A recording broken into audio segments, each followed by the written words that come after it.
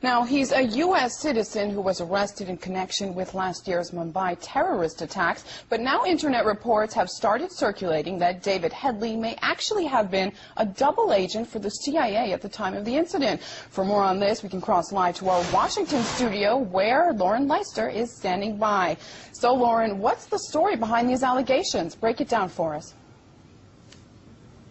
Well, evidently, some indication in the court documents in the criminal case against Headley is leading to this report. At least one Israeli website with ties to the Israeli intelligence community has gone into detail of this theory that Headley was a CIA double agent. Here to speak with us more about this theory is historian Webster Tarpley. Mr. Tarpley, we're hearing now reports that Headley was involved with the CIA. What evidence, where's this coming from, this evidence, and is it credible? Well, the main charge comes from the Indian Home Ministry. That is to say, this is the opinion of the Home Secretary, the Police Minister of India, Gopal Pillai, and his spokesman says that India is looking into whether Headley was a double agent working for the U.S. Now, let me point out, this is David Coleman Headley, born Daoud Gilani, a heroin pusher who went to work for the Drug Enforcement Administration of the United States. More than 10 years ago, he had been caught smuggling heroin. They let him off with a 2-year sentence, and after that he'd been working very, very industriously for the DEA.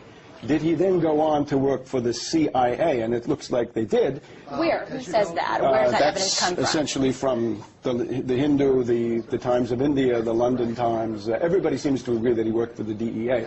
The only explanation, because otherwise, heroin smuggling, you get 50 years to life, not 2 years, and then you're allowed to go out traveling back to Pakistan and indeed to India, because he was always going to India. But here's the thing.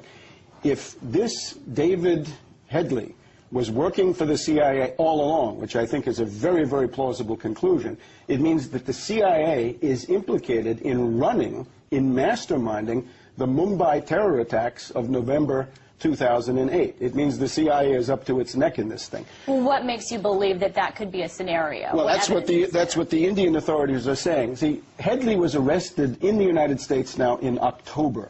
And he's accused of wanting to do a terror attack in Denmark against this Jyllands-Posten. The newspaper, you may recall, 2005, they published the deplorable, provocative Muhammad cartoons that caused a furor in the world.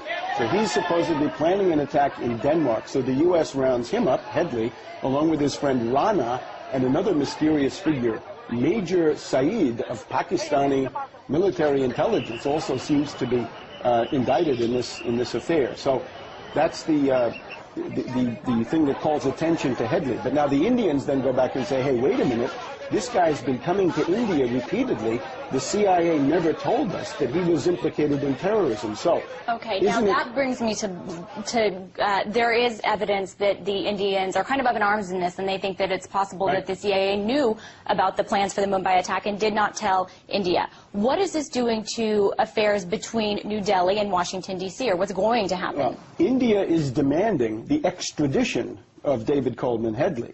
And I doubt he'll ever be extradited, because the U.S. is going to keep him in the U.S. so that these secrets are never shared with India. The other thing is there are lots and lots of FBI tapes of Headley talking to various terrorists on the phone. India would like to have those. Those are being denied. You've got to look at the timing. The Mumbai attacks came just a couple of months after the beginning of this U.S.-India nuclear accord, which essentially makes India into a kind of expendable pawn for the United States against Pakistan on the one side and against China, indeed, on the other. Very, very bad idea. But basically, what does this do to relations between India and the U.S.? It gives India a chance to think again. Do you really want to make your career and your place in the world that of being a cat's paw for the U.S. against these other countries? Don't you want to pull out of this while you still can?